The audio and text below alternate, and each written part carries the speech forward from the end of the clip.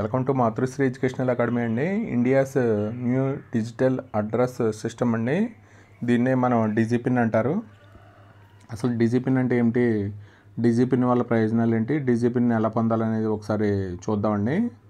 మనకి pin code స్థానంలో డిజిపిన్లో మనకి పోస్టల్ శాఖ తీసుకొచ్చిందండి. ఇది మన ప్రతి ఇంటి స్థలాన్ని, కార్యాలయాన్ని ఖచ్చితంగా గుర్తించేందుకు డిజిపిన్ ఉపయోగపడుతుందండి. ఇది మనకి మామూలుగా అయితే అడ్రస్కి పిన్ కోడ్ తప్పనిసరి ఉంటుంది.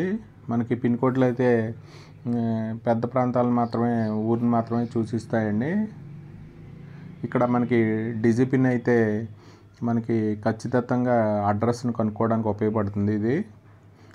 ఇది 10 అక్షరాల డిజిట్ అడ్రస్ అండి. ఇది మనకి డిజిటల్ అడ్రస్సింగ్ చారిత్రాత్మక మలుపుగా చెప్పవచ్చు అండి. ఇది అసలు మనం డిజిపిన్ అంటే ఏంటో ఒకసారి చూద్దాం. మనం ఇంటి ప్రదేశం ఖచ్చితంగా గుర్తించేందుకు 10 అంకెల కోడ్ అండి. ఇది మొత్తం భారతదేశం మొత్తాన్ని 4x4 మీటర్ల పరిమితితో చిన్న చిన్న గ్రిడ్లుగా విభజించి ప్రతి గ్రిడ్కు ప్రత్యేకమైన 10 అక్షరాల కోడ్ను జీపీఎస్ అక్షాంశాల ఆధారంగా మనం ప్రపంచంలో ఎక్కడున్నా ఖచ్చితంగా డిజిపిన్ ద్వారా సులభంగా గుర్తించవచ్చండి.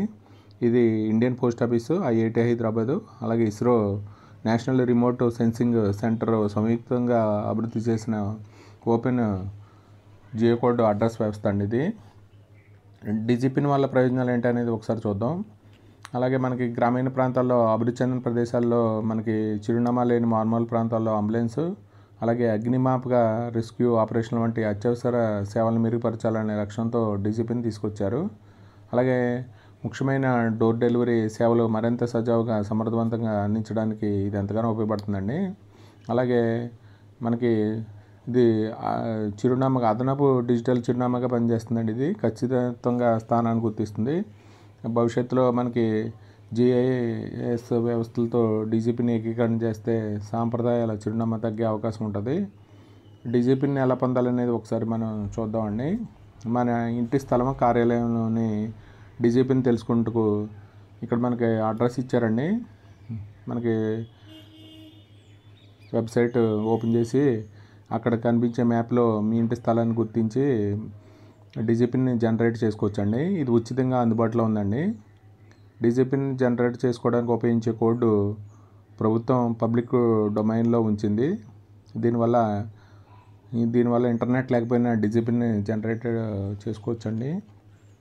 ఇది మనకి డిజిపిన్ ఎలా పొందాలనేది ఒకసారి మనకి వివరంగా ఉందండి.